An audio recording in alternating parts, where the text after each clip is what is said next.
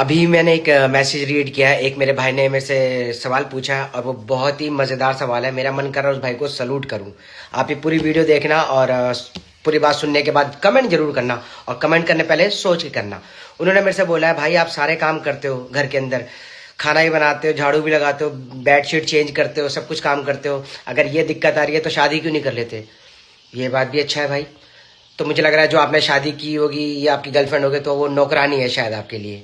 मेरे भाई आप मुझको एक बात बता दो कि आपने शादी इसीलिए की है ताकि आपको घर में नौकरानी की जरूरत ना पड़े। नौकरानी को रखोगे तो उसको पैसे देने पड़ेंगे। बीवी ले आओ घर में तो झाड़ू पोछा कपड़े धोएगी, हमारे माँ बाप की सेवा करेगी, सब कुछ करेगी। कैसी बात कर रहे हो यार? वो भी तो इंसान है। वो भी शादी करके जब आपके घर आई होगी ना तो उनके भी बड़े ख्वाब होंगे कि शायद मेरे हस्बैंड मेरे को सपोर्ट करेगा, मेरे को प्यार करेगा, मेरी ख्वाहिशें पूरी करेगा। आप अपनी ये सोच कैसे सोच सकते हो यार? सचमुच यार, अगर आप ये सोच रहे हो ना तो आप बेकार हो।